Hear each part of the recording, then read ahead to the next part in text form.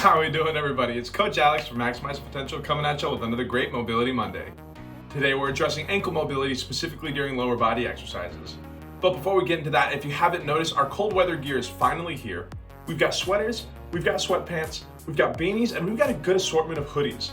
We still have a handful of deals going on right now, so go ahead and head to the shop and grab some stuff while the deals are still on. I'm going to go ahead and leave a link down in the comments below. Today we're talking about how to increase ankle mobility.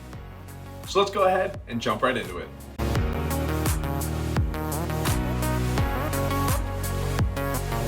Alrighty, y'all. So, like I said, today we are talking about ankle mobility specifically during lower body exercises.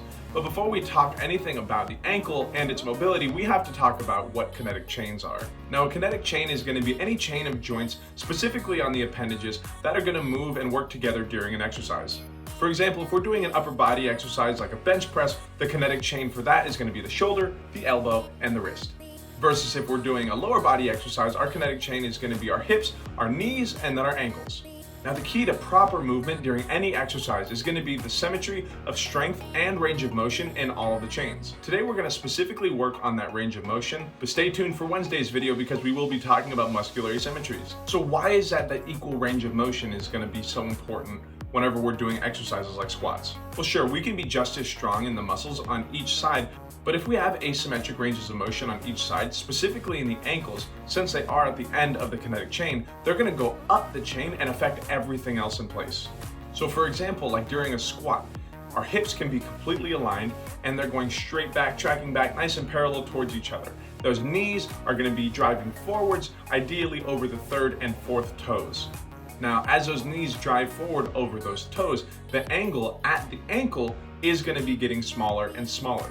Now, the ideal angle at the front of the ankle is going to be anywhere between 70 and 45 degrees. This, of course, is going to depend on your overall mobility. For those of us who have longer femurs, we may need more mobility at the ankle, so this way we can get those knees past those toes. Remember, everybody's physiology is different, so depending on your physiology and how your body feels during a squat, you may have somewhat different parameters.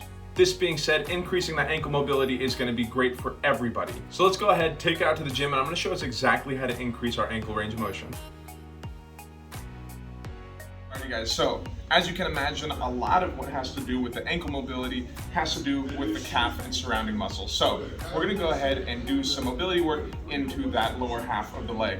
So if we remember correctly, anytime that we do any type of mobility, we always want to go ahead and follow roll, stretch, and then strengthen. So we're going to start by rolling into the calf here. Now we can do this with a couple of different tools.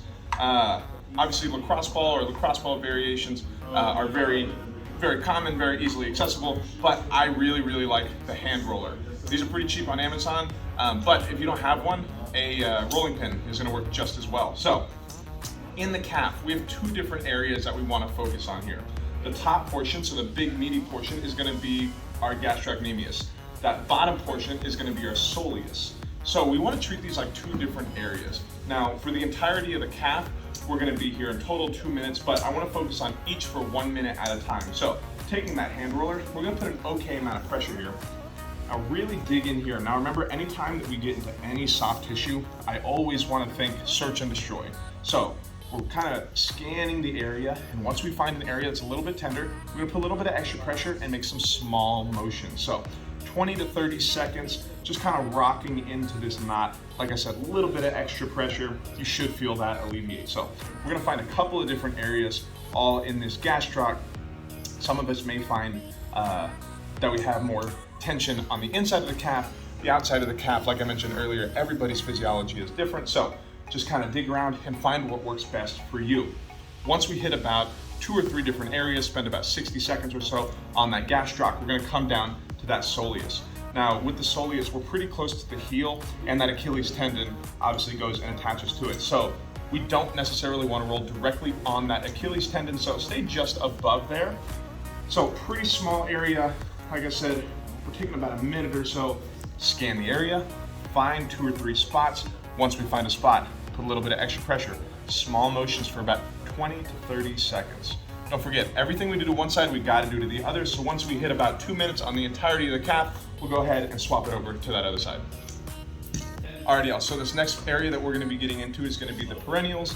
Now the perennials, whenever these guys get tight, they tend to pull on that foot and evert the foot. Now, if we remember correctly, anytime we get into a squat, we always want to have those knees kind of pointing out towards those outer toes, usually the third or fourth toes.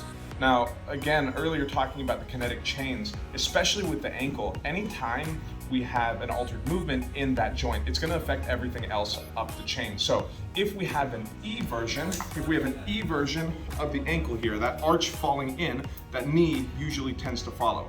And that's whenever we get a valgus knee, puts a lot of pressure on that MCL. So something that we really want to watch out for. So getting into the perennials, I really like lacrosse ball, but this kind of standalone handheld one for me is going to be the way to go. So same kind of thing with any type of myofascial. We want to stay off of any bone, strictly stay on any soft tissue. We're going to be here for about 2 minutes. So just off to the side of that lateral epicondyle here, we're going all the way down again, scanning the area. Once we find something that's a little bit tender, sit on it 20 to 30 seconds and make some small motions here. I don't want to be on here any longer than about 2 minutes or so. We also want to watch out for any nerve pain or any shooting pain going down the foot. So sometimes we can hit one of the branches of that sciatic nerve. As some of us may know, it goes all the way down to the pinky toe. So if we get any shooting sensation down towards the pinky toe, just move off of it. We're all good. Nothing will happen so long as we hop off of that rather quickly. So like I said, let's hit about 2 minutes on these perennials and then we'll swap it over to the other side. Alrighty, y'all, so now that we got through our myofascial, we can move on to some stretching. So the first thing that we're gonna be getting into is gonna be a banded distraction.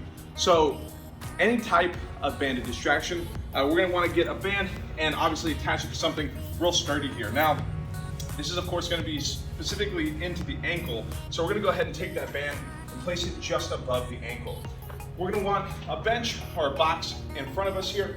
Now, what we're doing is we're taking this heavy band and we're placing it as distal as we can on this joint. So taking this pretty far down that shin, and what we're doing is we're pulling those bones back and essentially making and forcing this angle to be a little bit tighter. So once we have that placed, we can start slowly leaning forward. Now, not only am I going to be experiencing a stretch in that calf muscle, but we're also, like I said, pulling that joint, pulling those bones straight back into a better position for us. So as we hold this, we should feel, like I said, a good stretch up into that calf. I want us to take a couple of really nice deep breaths. Take a good inhale, and on that exhale, try and push your body into that knee and make this angle as small as possible. So we're gonna wanna hold this for about a minute or so. After a minute, you can go ahead and ease off of it. Remember, everything we do to one side, we gotta do to the other. So go ahead and swap it over to that other side. Same thing, we'll hit about a minute here. All right, so now that we have a little bit of a better joint angle at that ankle, we can stretch a little bit more efficiently. So we're gonna get directly into a calf stretch. Now, like I mentioned earlier, the calf is made up of 2 different muscles, so we're gonna wanna focus on each independently. The positions are gonna look pretty similar, so do pay close attention here. So we're gonna find a wall, a railing, something in front of us to hold onto. Now, this back leg, I'm gonna go ahead and go as straight leg and keep that heel flat on the ground. Now, I wanna lean forward and get as small of an angle as I can in this ankle without raising that heel, So right now, I'm stretching the top of this calf. We're getting into that gastrocnemius. We're gonna be getting into this for about a minute or so. Once we hit a minute, we're gonna change positions. If we remember, after the gastroc is gonna be the soleus. So take a small baby step forward. Again, maintaining a flat heel here, we're gonna bend that knee. Lean forward until we feel a stretch slowly creep down the bottom of the calf. We will feel this a little bit into that Achilles. If it is a little bit too much on that Achilles, just ease off a tad. We're gonna be here for about a minute as well. Remember, everything we do to one side, we gotta do to the other. So once we finish on that side, go ahead and swap it over. All right, so now that we're nice and mobile, we can get into some strengthening, obviously with that optimal range of motion. So very easy way to work the ankles, work the calves, is to use them. So the motions that we usually do with our ankles are gonna be circles, point and flexes. That's exactly what we're gonna be doing. So I'm gonna be on my back. I'm gonna show y'all the soles of my feet just so this way we know exactly the directions and everything that we're gonna be doing here. So we're gonna be on our back, both our feet up in the air. We're gonna get into some ankle circles here. So we're gonna start with one leg at a time. Let's go counterclockwise, so spinning out to my left, y'all's right. Maybe looking clockwise to y'all, but we're gonna go 20 in each direction regardless. So once I hit 20 in this counterclockwise, we're gonna take it the other direction, go 20 clockwise. Once we hit 20 here, we're gonna go 20 point and flex, 20 point and flex. This is gonna be really important for not only strengthening the muscles around it, but making sure that we maintain that joint angle. A lot of stability, a lot of mobility has to do with the conditioning of certain muscles around that joint. So specifically here with this point and flex, that tibialis anterior at the very front is going to allow us to pull that foot up and keep the toes towards the sky. Without this guy, it's going to be a lot harder for us to maintain a tight angle at this ankle. So making sure that we have a nice strong tibialis anterior and surrounding muscles is going to be greatly important. So once we hit 20 to the left, 20 to the right, 20 point and flex, we're going to go ahead and swap sides. Everything we do to one side, we've got to do to the other. So 20 counterclockwise, 20 clockwise, 20 point and flex. Anyway guys, that's about all I got for us today. Like I said earlier, our cold weather gear is finally here. Those deals are still running, so go ahead and grab some while you still can. Don't forget to try some of these out at home and let me know how we feel down in the comments. Of course, this is always a conversation, so don't forget to leave a like, comment down below with anything that you learned, any questions that we may have, or suggestions for future content that you want to see. But other than that, I'm Coach Alex. Y'all be good, drink some water, and I'll see y'all on the next one.